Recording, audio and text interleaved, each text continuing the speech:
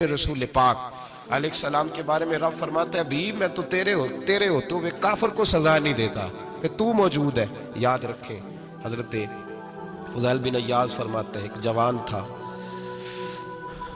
मस्जिद में आया, लोगों से कहने लगा रोटी खिलाओ, किसी ने तवज्जो ना की। उसने कहा मैं रब रब बताने वाला हूं, मेरी तरफ देखो तो सही। किसी शख्स ने ख्याल ही ना किया। फिर उसने कहा यार थोड़ा सोचो, नमाजियों से कहा, अहले इलाका से कहा, उन्होंने तेरी तरह के बड़े दरवेश देखे। मस्जिद के मेहराब में वो रब करीम का बंदा इंतकाल कर गया। जब फौत हो गया ना, लोगों का मिजाज है, बीमार को दवाई नहीं देते, जनाजे पे वक्त पे पहुंच जाते हैं। जब कोई गिर रहा होता है तो सहारा कोई नहीं देता, जब कोई गिर जाता है, टांग टूट जाती है, तो तीमारदारी को जमाना पहुंच जाता है।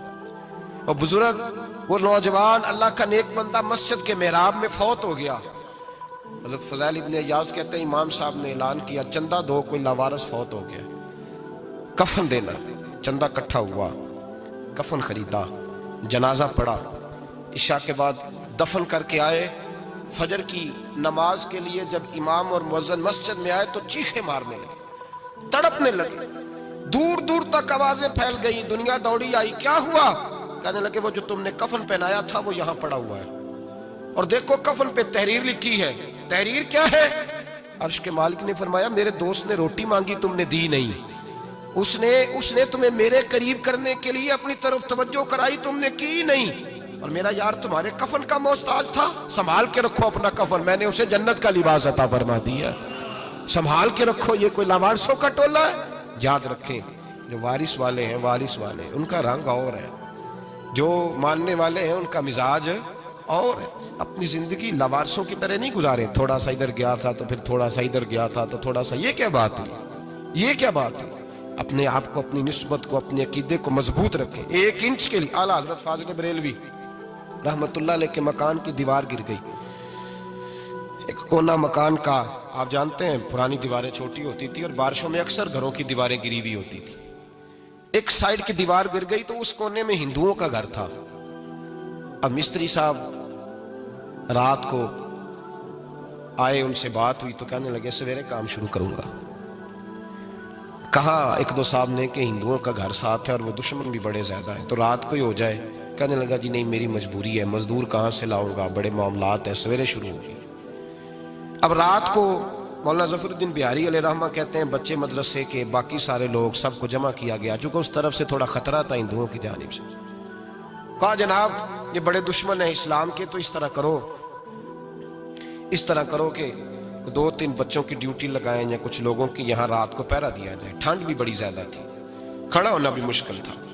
आला हजरत रहमतुल्लाह अलैह इशा की नमाज के बाद जल्दी उजरा खास में तशरीफ ले जाते थे। उस रात जब देखा ना बाहर शोर हो रहा है तो उसी तरह सर पे एक रुमाल लपेटा तो बाहर आ गए। कहने लगे क्या शोर है? का हुजूर सर्दी जरा ज्यादा है तो यहाँ किसी की ड्यूटी लगानी है पहरे की। 2 मिनट खामोश रहे, फिर फरमाने लगे कोई जरूरत नहीं, जाओ सो जाओ सारे जाके, कोई जरूरत नहीं, जाओ अपने अपने घरों को, कोई आदत नहीं, पहुंच जाओ। कहा हुजूर मेहरबानी करे, तय होने लगा था। फरमाया मेरी वजह से क्यों कोई सारी रात बेदार रहे, जाओ तुम्हें कहा ना आराम करो। लोग सो गए।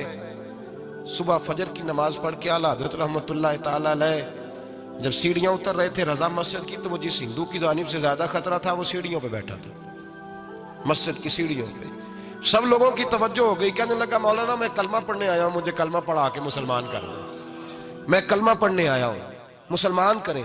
लोगों की तवज्जो। आला फरमाने लगे नहीं अभी तू इंतजार कर, थोड़ी देर के, अच्छी तरह सोच ले, जज्बाती फैसला ना कर कि तू आ रहा है। ये कह के जब 2 सीढ़ियां नीचे उतरे उसके पास से तो उसने पैर थाम लिए। कहने लगा अब ऐसे तो ना करो, रोने लगा। आला हजरत रहमतुल्लाह ने कलमा पढ़ाया, कुछ बातों की नसीहत फरमाई, तशरीफ ले गए। घेरने वाले घेर के बैठ गए। कहने लगे हमें भी बता बदला कैसे है? कहने लगा दीवार गिर गई, आधी रात के वक्त, आधी रात तक इंतजार करता रहा, पहरेदार कोई नहीं, तो 2 तलवारें लेकर जब मैं इनके मकान की जानिब बढ़ा, मैंने कहा आज गर्दन काटूंगा और काट करके निकलूंगा। कहता है जब मैं करीब आया तो 2 शेर खड़े थे, ऊपर से पलट के आया तो फिर खड़े थे, इधर से पलट के आया तो फिर खड़े थे। फरमाते हैं मैं 2 घंटे के बाद आया तो फिर पलट के खड़े थे, मैं फिर 1 घंटे के बाद आया, शहरी का वक्त हो गया तो फिर पलट के खड़े थे। अब मैं डर के भागा। कहते फाजिल बरेलवी ने अपनी खिड़की से मुंह बाहर निकाला, कहने लगे और कितना तजर्बा करेगा, मुझे तो लावारिस समझता है, लावारिस हूं मैं, और कितना तजर्बा करेगा, बस कर मान जा। मैंने कहा हुजूर ये कौन है, मुझे बताइए तो सही ये कौन है। तो कहने लगे मैंने सारी जिंदगी रसूलुल्लाह की अजमत का दिफा किया है, सारी जिंदगी गौसे आजम के नारे लगाए हैं, अभी तो ये मदद सिर्फ गौस पाक जलानी की भेजी हुई है, अभी तो गौसे आजम की भेजी हुई मदद है, मौला अली अभी पीछे हैं, दो जहां के महबूब अभी इससे पीछे हैं, वो तो अभी पीछे हैं, पीछे खड़े हैं कि जरूरत पड़ी तो हम भी तैयार बैठे हैं। तो भाई आज रिवाज हो गया, रिवाज, मैंने 2-4 दिन पहले भी कहा था, लोग कहते नहीं कोई नहीं जरूरत, सामने सारा कुछ नजर आ रहा है। ओ खुदा के बंदो याद रखो, निस्बत है बड़ी चीज, जाने तगो दो में अगर किसी को निस्बत मुयस्सर आ गई ना, निस्बत, खाली दामन ही मिल गया, तेरे हाथ में कुछ है तो होनी चाहिए ना, खाली दामन ही तुझे किसी का मुयस्सर आ गया तो तू बच गया। अपनी निस्बतों की हिफाजत करें, इनको मजबूत करें, इन पर मेहनत करें, इन पर तवज्जो रखें। ये निस्बत जो होती है ना, निस्बत, ये देखे ना, एक गत्ता है वो आम किताब को लगा हुआ है तो जहां मर्जी रख दो उसकी कोई कदर नहीं, लेकिन जो गत्ता कुरान मजीद को लग गया है उसको बगैर वजू छूना जायज है। एक पट्टे पे ईंट बनी है जो बाथरूम में लग गई, वहां बगैर जूते के जाया नहीं जा सकता, और जो मस्जिद में लग गई वहां जूते पहन के जाया नहीं जा सकता। ये निस्बत है बड़ी चीज, अगर मुयस्सर आए नसीब हो, अपनी निस्बत को मजबूत करके रखा करें, इसकी ज्वलानी का मुजाहरा किया करें, इस निस्बत में रोज तवानाई आनी चाहिए। मैं आपको बड़ी जिम्मेदारी के साथ एक बात बताता हूँ तजर्बे की, हमें जितना किसी ने आके कहा है ना निस्बत के खिलाफ, हमारी निस्बत उससे ज्यादा मजबूत हुई। हमें जितना किसी ने आके कहा है ना जी आपको क्या मिला, आपको क्या मिला, तो हमने उतना कहा यार जैसे जैसे तू कहता जाता है हमारी तो निस्बत में इजाफा होता जाता है, हमारा तो मिजाज बदलता जाता है, रोज एक नया पर्दा खुलता है, रोज एक नया रंग वाजे होता है, रोज एक नई तवानाई। अभी थोड़े दिन की बात है, एक मौलाना शरफुद्दीन साहब है, मुफ्ती साहब, मेरे हजरत साहब के मुरीद हुए, मुफ्ती थे, आलिम आदमी थे, सरकार ताजु शरिया, हमारे शेख से बैत की। अब हमारे हजरत साहब का इस वक्त हाल वही है, वाराई तन्ना सयदखुलून फी दीनिल्लाहि अफवाजा, अब फौजों की फौजें लोग आते हैं। हमने देखा है सिर्फ खाली मुरीद होने वाले बाहर सैकड़ों की तादाद में हजारों लोग बैठे हैं कि सिर्फ बैत इतना कह दे हमने कबूल किया। इस आलम में जहाँ हजरत साहब का ऐलान हो जाए कि तशरीफ ला रहे हैं, वहाँ लाखों का मजमा जमा हो जाता है और एक झलक देखने को लोग तरसते रहते हैं। ये कैफियत हमने देखी, वो दौर गुजर गया, कभी ऐसा भी होता था एक मैं होता था, एक तू होता था, और तीसरी तन्हाई होती थी। वो दौर बीत जाता है, वो लम्हे किसी किसी को नसीब आते हैं। हजरत का वो मौलाना शरफुद्दीन साहब कहते हैं मुरीद हुआ, तो मुरीद हुआ मजमे में रस्सी हजरत फेंकते हैं या चादर फेंकते हैं तो पकड़ के मुरीद हुआ, तो साथ साथ और चादरें बांधी थी, लोगों ने पकड़ी हुई थी। एक मौलाना, मैं जब बैत होके आया उनको बताया तो मुझे कहने लगे यार तो ऐसी जगह मुरीद हो गया जो तेरी बात भी ना सुन सके, जिनको तो दुखड़ा भी ना सुना सके, जो मसरूफ ही बड़े रहते हैं, कहाँ मुरीद हो गया। तो ऐसे पीर का बैत होता जहां तू जाता वो तेरे पास आते, गुफ्तगू होती, बातचीत होती। कहते जब उन्होंने मुझे बहुत ज्यादा कायल किया ना, बहुत ज्यादा, तो मैंने इरादा कर लिया, मैंने कहा बात ठीक है, बैत कहीं और होना चाहिए था। कहते मैं इशा के बाद सोया तो हजरत साहब मुझे ख्वाब में मिले, ख्वाब में, और फरमाने लगे मौलाना जब आप मुरीद हुए थे तो आप इस जानिब बैठे थे, इस कोने में आप थे, इतने लोग आपसे पहले थे, इस हाल में आप मुरीद हुए थे, और जहां तक बातचीत करने की बात है तो आपने जो दिल में सोचा था वो मैंने आके आपको बता दिया है। फिर भी बड़ी जरूरत हो तो मेरे साहबजादे का नंबर ले लें और फोन कर लिया करें, बात हो जाया करेगी। कहते हैं ये अभी बात हो ही रही थी कि मेरे दरवाजे पे दस्तक हुई तो मेरी आंख खुल गई, मेरी आंख खुली तो मैं परेशान हूं कि नंबर तो मिला नहीं। एक इंजीनियर साहब मेरे मोहल्ले में रहते थे, फरमाते हैं वो शाम को मेरे पास आए और कहने लगे मौलाना सुना है आप हजरत मुफ्ती अख्तर रजा साहब से मुरीद हो गए। मैंने कहा, तो कहने लगे मैं उनके मदरसे में काम करके आया हूँ, मेरे पास उनके बेटे का नंबर है, चाहिए आपको? नंबर है चाहिए? कहते हैं नंबर मुझे वो शाम को घर आके दे गए। अब जब मैं आस्ताना नूर पे बरेली शरीफ मिलने के लिए हाजिर हुआ तो मेरे दिल में ख्याल आया, जब मैं अंदर गया ना तो मेरे दिल में ख्याल आया हुजूर ख्वाब जो आई थी इतनी भी जल्दी क्या है, जरा ठहर जाइए, आप मिले जो थे तो साहब नंबर भी दे ही जाते। मेरे दिल में ख्याल आया तो अस्सलाम वालेकुम के बाद हजरत कहने लगे मौलाना मुझे तो जल्दी कोई नहीं थी, आपके दरवाजे पे दस्तक हो गई थी, मुझे तो कोई जल्दी नहीं थी, आपका दरवाजा बजने लगा था, मुझे तो जल्दी कोई नहीं थी लौटने की। हर मुश्किल दी कुंजी यारो हथ मर्दां दे आई, اور مرد نظر کرے جس ویلے مشکل رہے نہ کائی۔ بس لوگوں یہ یاد رکھو اور اس پہ عمل کرو، اپنی نسبتوں کو مضبوط کریں۔ ہمارا تو جیسے دن کا اجالا چمکتا ہے نا، چمکتا ہے دل کا اجالا، جیسے نیا دن چڑھتا ہے ہمارے لیے تو ایک نئی روشنی لے کے آتا ہے۔ اپنے آپ کو بیدار رکھیں۔ سورج اگر باہر پورا نکل آئے نا تو جو آدمی آنکھیں زور سے بند کر لے اسے کوئی شے نظر نہیں آتی، پورا سورج نکلا ہوا بھی ہو۔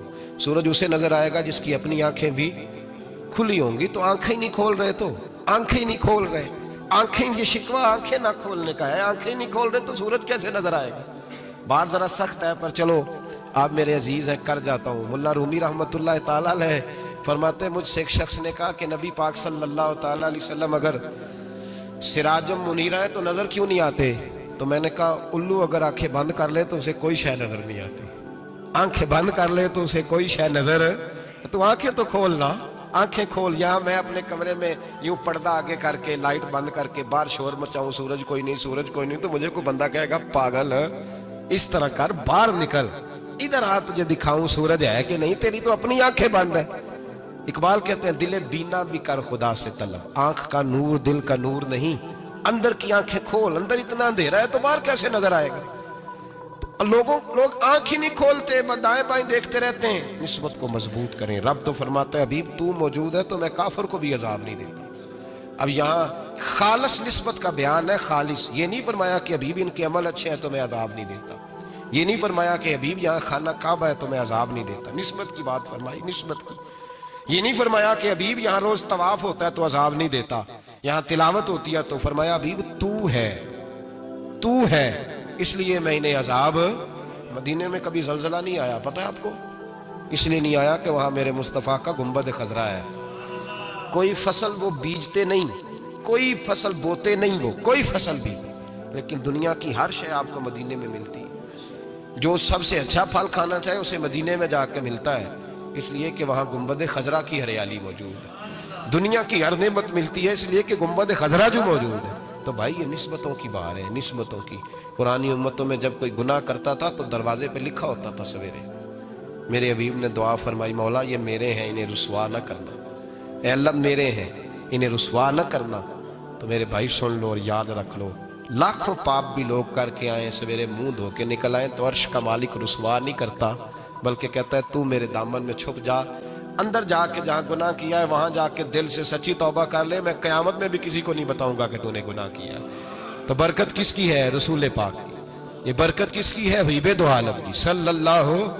غلامی کا رشتہ مضبوط کریں، غلامی کا، وارث والے بنے، لوارث نہ بنے، لوارثوں جیسی زندگی نہ گزارے، جہاں مرضی چلے گئے، جہاں مرضی چھٹیاں کار ہے، جتنے مرضی ٹائم بتائے، جو مرضی طبیعت میں آیا کرتے پھرے، پتہ ہی کوئی نہیں، حال ہی کوئی نہیں، یہ کوئی کیفیت نہیں ہے کوئی بھی۔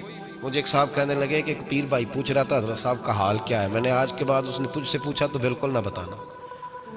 وہ کیسا بیٹا ہے، وہ کیسا بیٹا ہے جو پڑوسیوں سے دائیں بائیں لوگوں سے حال پوچھتا ہے، اسے پتہ ہی نہیں، اسے خبر ہی نہیں، اسے تو لمحے لمحے کی خبر ہونی چاہیے، اسے تو منٹ کا پتہ ہونا چاہیے تھا۔ وہ اس نے کس طرح کی نسبت رکھی ہوئی ہے جس کو ہم سایوں سے پوچھنے پڑتا ہے ذرا پتہ کر کے بتانا حال کیا ہے۔ تو کدھر تھا بھائی، اتنی دیر ہو گئی، تو نے حال بھی کسی اور سے پتہ کرانا ہے؟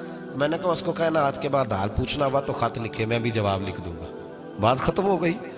جب دور دور جو رہنا ہے تو ٹھیک ہے، پھر اس طرح نہ تو خدا ہے نہ میرا عشق فرشتوں جیسا، دونوں انسان ہیں تو پھر کیوں اتنے حجابوں میں ملے؟ اور اس نے کہا تھا اب کہ ہم بچھڑے تو شاید کبھی خوابوں میں ملے، جیسے سوکھے ہوئے پھول کتابوں میں ملے۔ ایسا کام نہ کریں کہ وہ انداز ہی بدل جائے، اپنے آپ کو، اپنی نسبتوں کو مضبوط کریں۔ اللہ تبارک و تعالیٰ سے دعا اور التجا ہے کہ اللہ کریم ہمیں نسبتوں کی مضبوطی عطا فرمائے، اور اللہ تبارک و تعالیٰ ہمیں یہ توفیق دے کہ ہم سمجھ جائیں اس بات کو کہ اصل بات ہے کیا، اور اصل کی مضبوطی کتنی ضروری ہے، اصل تک پہنچنا کتنا ضروری ہے۔ اور یہ بھی یاد رکھیں، اماں جب ناراض ہوتی ہے نا، جب اماں ناراض ہوتی ہے تو کہتی ہے بس نکل جاتا، فٹافٹ نکل جائے، دوڑ جا، کوئی تعلق نہیں۔ ابا بھی کہتا ہے آج آیا تو ٹانگیں توڑ دوں گا، حال ہی کوئی نہیں۔ اور وہی بیٹا جا کے 2 منٹ پیروں میں بیٹھتا ہے، کہتا ہے ماں تجھے پتہ ہی نہیں میں کتنی ٹینشن میں تھا۔ تو وہی اماں باہر نکل کے پہلے بڑھ کے مار رہی ہوتی ہے حد کر دوں گی، پھر وہی اماں کہتی ہے بڑا پریشان ہے بیچارہ۔ یہ کیفیت ہے، اپنے آپ کو صحیح کریں، اپنی نسبتوں کو مضبوط کریں، احکامات پہ عمل کریں، محبوب کی غلامی تگڑی کریں، یہ جو سستیاں ہیں کوتاہیاں ان کو دور کریں، زندگی کا لطف آتا ہی تب ہے جب آپ پورے طور پر اپنے آپ کو چاقو چوبند کرتے ہیں. اگر تھوڑا کر لیا، تھوڑا چھوڑ دیا، ایک پڑھ لی 3 رہ گئیں، 3 پڑھ لی 2 رہ گئیں، یہ لطف نہیں ہے، یہ ذائقہ نہیں ہے. اپنے آپ کو مضبوط کریں اور پورا مضبوط کریں، پوری اپنے اندر جو ہے وہ جولانی نسبت کی پیدا کریں. بس یہ دعا کریں اللہ جب تک زندہ رکھے غلامی میں رکھے، اور مارے تو غلاموں جیسی موت عطا فرمائے.